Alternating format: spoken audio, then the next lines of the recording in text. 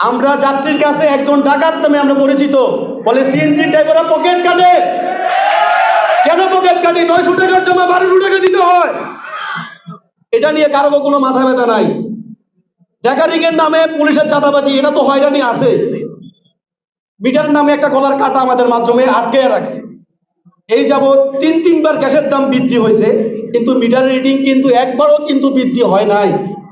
এটা নিয়ে কারো কোনো কিন্তু একটা স্লোগান দিয়ে থাকে, আমার এই সোনার বাংলায় বৈষম্যের ঠাঁই নেই। কিন্তু আপনারা কি আজও বুঝতে পারছেন সিএনজি সেক্টরে বৈষম্য আছে কিনা? এখনো সিএনজি সেক্টরে কিন্তু বৈষম্য আছে। আমার দেশের ভিতরে, এক দেশের ভিতরে দুইটা আইন কিভাবে সম্ভব? আমি গাড়ি চালাবো মিটারে, বাকি সবাই মিটার ছাড়া চলবে। আমার পোশাক লাগবে, অন্যের কেউ পোশাক লাগবে না। ঢাকা সিটির ভিতরে মাত্র 15,000 সিএনজি অবৈধ গাড়ি আছে, না হলে 30,000-এর উপরে। এগুলো নিয়ে কারো মাথা ব্যথা নাই। এমন মনে করেন ঢাকা সিটির ভিতরে একটা সিএনজির দাম 30 থেকে 27 লাখ টাকা।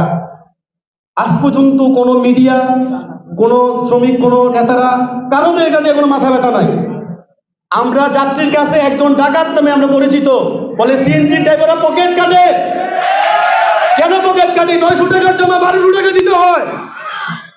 এটা নিয়ে কারো কোনো মাথা ব্যথা নাই। ট্যাকারিং এর নামে পুলিশের চাঁদাবাজি, এটা তো হয়রানি আছে।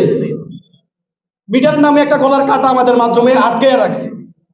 এই যাবৎ তিনবার গ্যাসের দাম বৃদ্ধি হয়েছে, কিন্তু মিটার রিডিং কিন্তু একবারও কিন্তু বৃদ্ধি হয় নাই। এটা নিয়ে কারো কোনো মাথা ব্যথা নাই। শুধু 29-78 যে শ্রমিক ইউনিয়নটা আছে ঢাকা সিটির ভিতরে, কিন্তু ব্যাগের ছাতার মতো অনেক সংগঠন আছে। ওই যে আমরা বলি না, মায় মানায় পলায় বিক্রি করে, অনেক সংগঠন আছে। কিন্তু 29-78-এর ভিতরে দুলাল ভাইয়ের মতো একজন লোক আছে বিদায় আমরা যে কোনো জায়গায় পুলিশ হয়রানির শিকার হইতে আমরা মুক্ত পাই।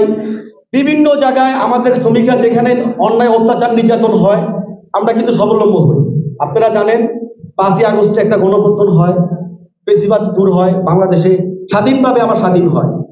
5ই আগস্টের পরে কিন্তু আমরা রাস্তায় নেমে পড়ি।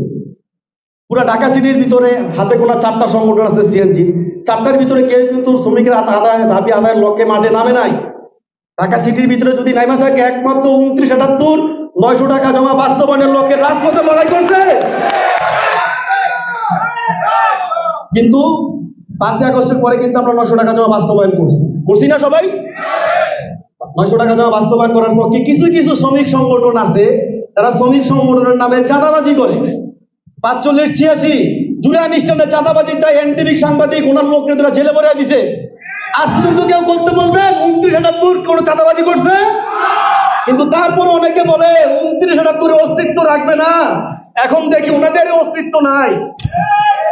তাই আপনাদের এখান থেকে আজকের নির্বাচিত সবার ভিতরে আপনাদেরকে সাবধান করতে চাই, 29-78 এক একটা লোক, এক একটা হাতিয়ার।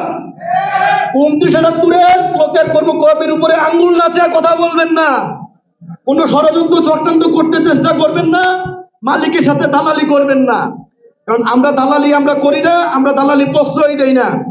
এই যে আপনারা এখানে আসেন, কারো থেকে চাঁদা নিছি নেই নাই, নিজের পকেটের টাকা খরচ করে আমরা সাধারণ সভা করি। যে কোনো শ্রমিক যদি রাস্তাঘাটে কোনো দুর্ঘটনা ঘটে, আমরা কিন্তু একটা বয়েজ গ্রুপ আছে, আপনারা জানেন, আমরা হেল্প করে থাকি, উপকার করে থাকি। এরকম সংগঠন অনেকের জলে বলে 29-78 এত কিছু করে আমরা করতে পারি না। আরে ভাই, আপনারা তো দালাল, দালালের কাছে তো লোক থাকবে না। আপনারা সারা বছর 29-78 উপরে নাম বিক্রি করে আপনারা চলছেন। যখন আমরা দালাল থেকে বঞ্চিত করছি, বহিষ্কৃত করছি, এখন 29-78 খারাপ।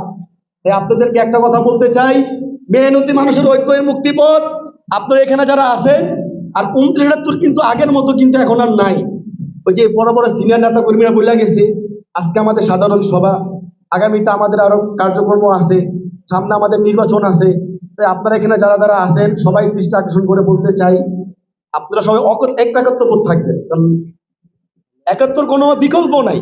আমরা যদি একসাথে যদি থাকতে পারি, পৃথিবীর বুকে যতই ঝড় তুফান আসুক না কেন, যতই বিভিন্ন সংগঠন আসুক না কেন, কেউ আমাদেরকে উচ্ছেদ করতে পারবে না। তাই এই বলে আমি আমার মূল্যবান সংক্ষিপ্ত বক্তব্য শেষ করলাম। সবাই ভালো থাকবেন, সুস্থ থাকবেন। মেহনতি মানুষের ঐক্যের মুক্তিপথ, দুনিয়ার মজদুর এক হও।